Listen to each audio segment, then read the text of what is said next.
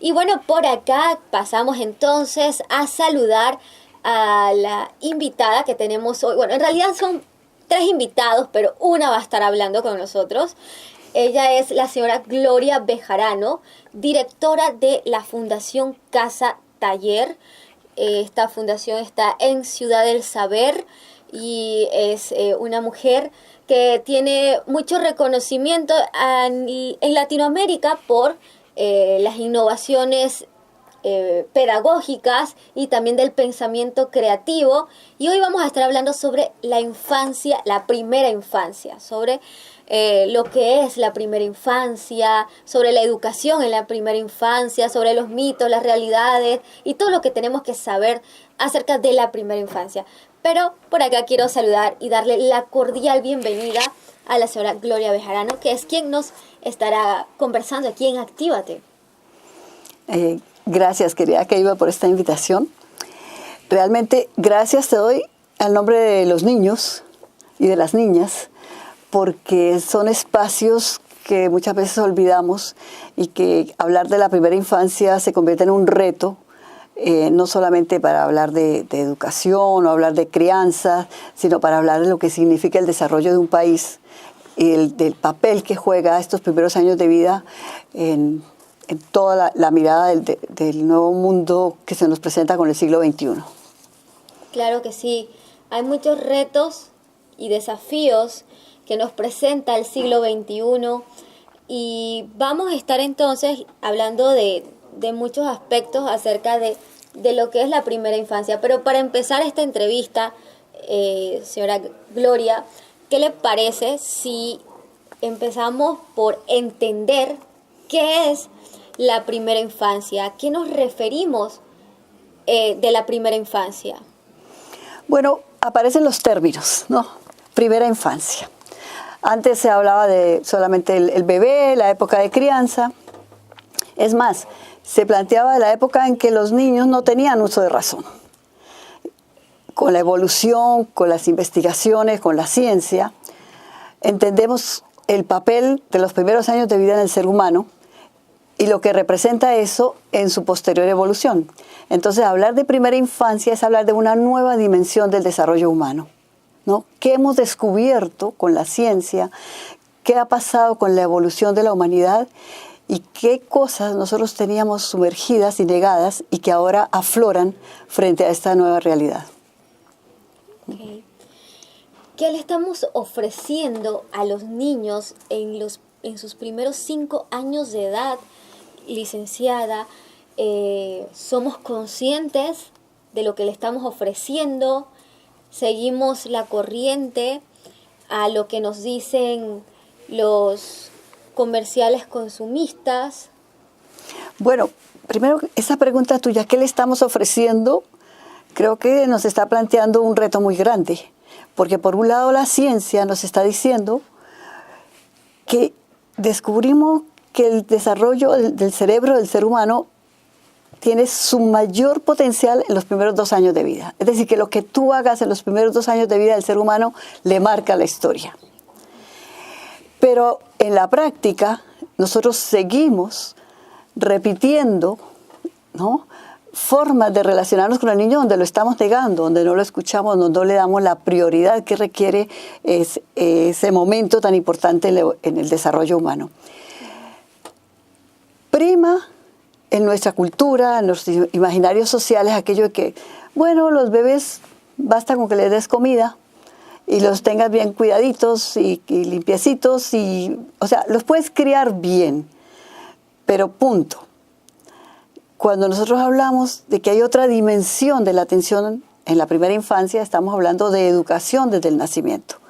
Estamos hablando de una manera de pensar esa educación, ¿no?, donde los chiquillos entran a participar de una manera muy activa en este mundo, y eso de lo que hasta ahora nosotros no teníamos reconocido.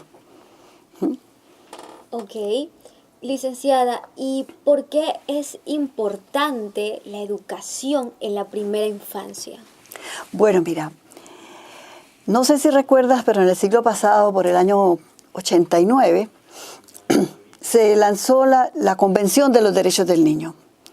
Y por primera vez reconocimos que los niños son personas participantes, no son objeto de protección y de cuidado solamente, sino que son sujetos de derecho. Y cuando hablamos de sujetos de derecho, estamos hablando de seres humanos con los que podemos dialogar, de seres humanos que aportan a la sociedad desde el momento en que nacen. Y eso nos puede parecer como un absurdo, porque el chico no tiene un discurso formal como el que nosotros tenemos. Sin embargo, cuando un bebé llega al mundo, se cambian muchísimas coordenadas y él entra como un ser actuante, como un ciudadano del día de hoy. Y ese es, digamos, el gran cambio que tenemos que ver en la educación. La educación tiene que considerar al bebé como ciudadano desde su nacimiento. O la gran contradicción, ¿qué le ofrecemos y qué necesita un niño? Porque en realidad nosotros nos hemos preocupado muchísimo por entrenarlos, porque ellos tengan un aprestamiento para la escuela, porque se porten bien, que sean bien conductados, que los puedas controlar, pero se nos ha olvidado el ser humano que hay allí y las necesidades reales que tiene ese ser humano. ¿Qué debemos ofrecer en términos de educación a un bebé? Lo primero, la posibilidad de conocerse a sí mismo y conocer el entorno en el que él vive, su gente, su cultura, sus potencialidades, que se pueda descubrir a sí mismo. No que tenga que hacer la tarea para que la maestra o la mamá le diga que está bien portado, sino para que se pueda decir, bueno, yo soy capaz de esto, yo me reconozco en esto. Y en esto lo que tenemos que crearles muchas oportunidades de interacción con el mundo, crear ambientes que sean ricos en oportunidades, en la posibilidad de que se pregunte y nos pregunte, más que en la urgencia de enseñarle y de entrenarlo. Porque cuando viene una propuesta desde la afuera, donde yo tengo que, tú tienes que aprender esto a los 3 años, esto a los 2, esto a los... pues el chiquillo te responde de acuerdo al techo que tú le pones. Pero si tú le das la posibilidad de interactuar contigo, de descubrirse a sí mismo, de enriquecer su lenguaje, de comunicarse, lo que le está ofreciendo es la posibilidad también de tener autonomía, de tener confianza, autoconfianza en sí mismo, que es lo que la sociedad pide ahora, gente creativa y gente capaz de proponer ideas, no de estar solamente obedeciendo. Exactamente, de ahí es donde vemos la importancia que tiene la educación en lo que se refiere a la primera infancia, ¿no? Invertir en los pequeños, desde pequeños, también desde la casa.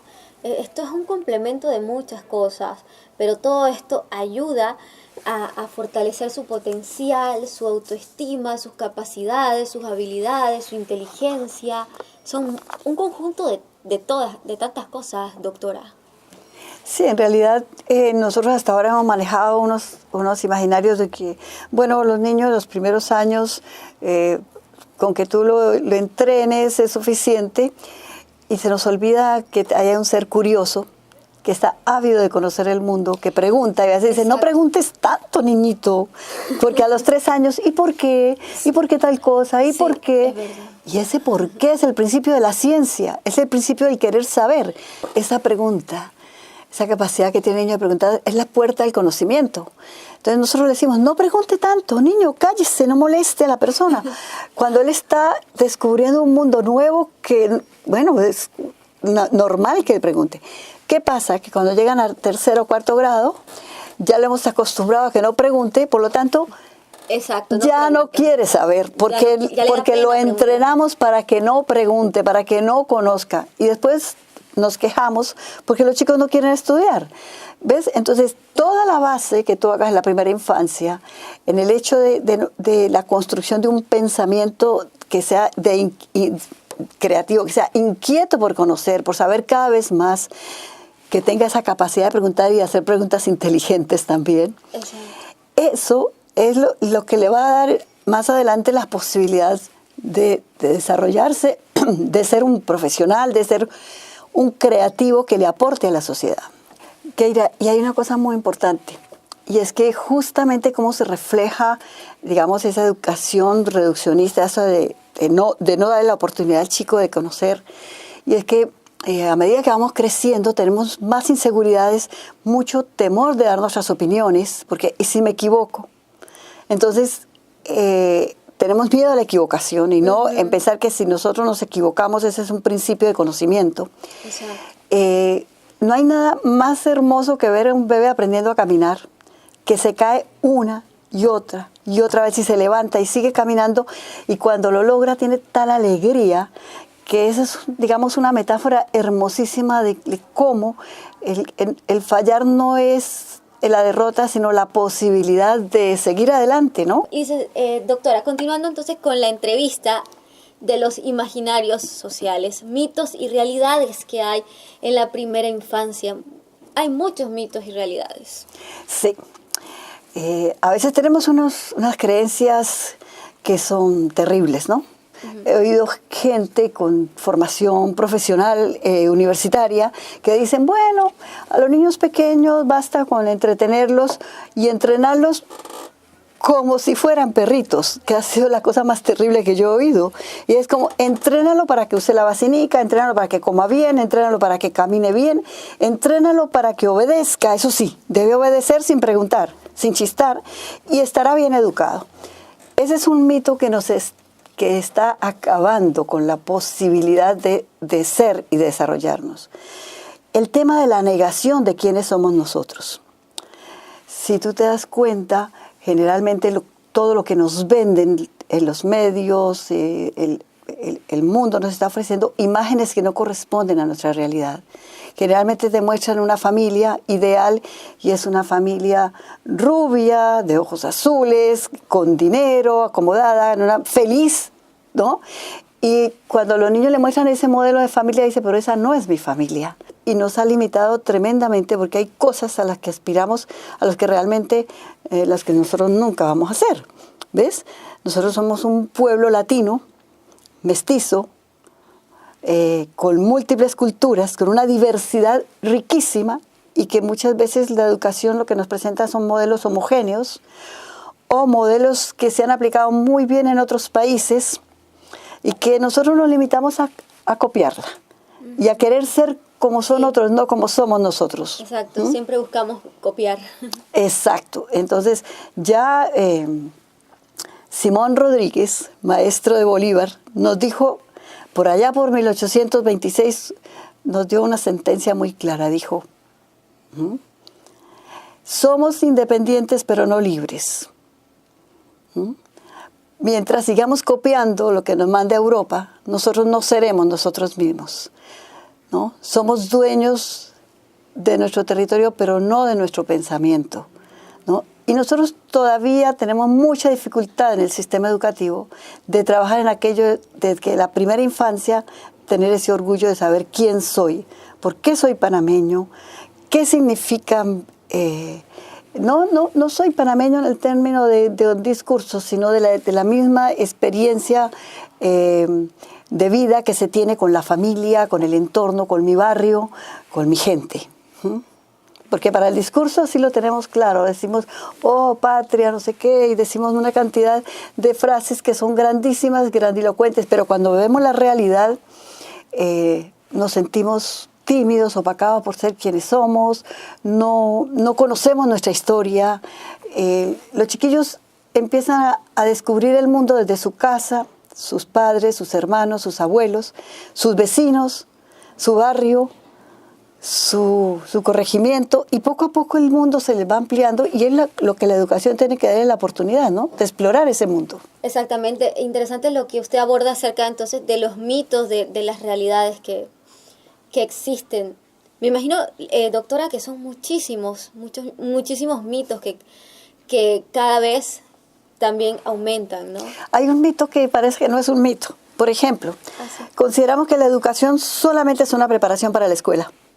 Por lo tanto, tenemos mucha necesidad de que los chicos hagan aprestamiento, lean y escriban rapidísimo, antes de tiempo, ¿no?